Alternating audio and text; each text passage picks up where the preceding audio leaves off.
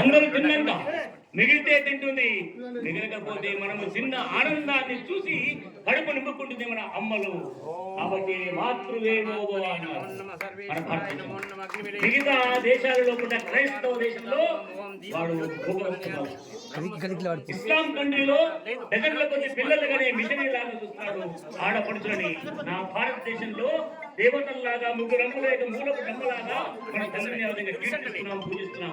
కాబట్టి మాతృదేవోభవ, తర్వాత పితృదేవోభవ, ఆచార్య దేవోభవ, అతిథి దేవోభవ అని మనము మన ఋషులను పరిచయం చేశారు.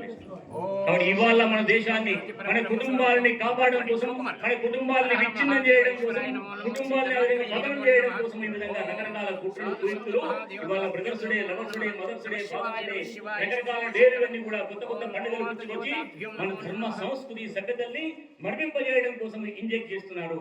కాబట్టి స్వామి వివేకానంద చెప్పాడు, అరే ఈ దేశంలో ఈ సభకు వస్తుంటే నేను ఒక బరియల్ గ్రౌండ్ లో ఒక తల్లిని చూశాను, విసనకర్తో విసురుతుంది. నా భారతదేశంలో సీతా సావిత్రి, ఆ విధంగా అనసూయ మాతల్ని నేను చూశాను, భద్రతా మూర్తుల్ని.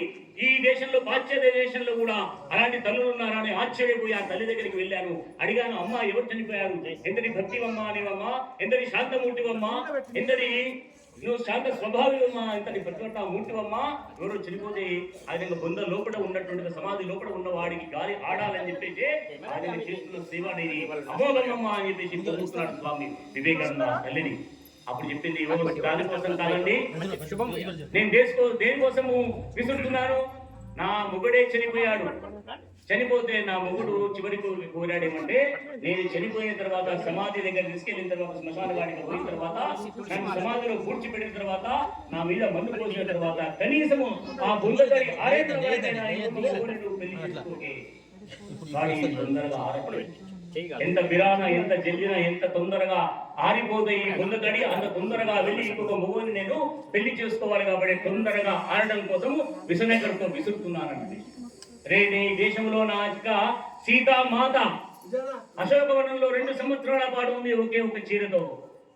మన సావిత్రి మాత యమధర్మరాజుతో పోరాటం చేసి ఈ భూలోకంలోకి ప్రాణాలతో తీసుకొచ్చింది.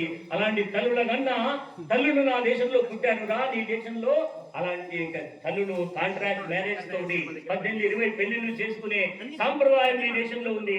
అష్టాభక్తుడైనా సరే, అంత వికారంగా మరుగుజ్జులాగా ఉన్న భార్య అయినా సరే 100 సంవత్సరాల పాటు అగ్ని సాక్షిగా వివాహాలు జరిగేటువంటి వివాహాల వ్యవస్థ నా భారతదేశంలో ఉంది.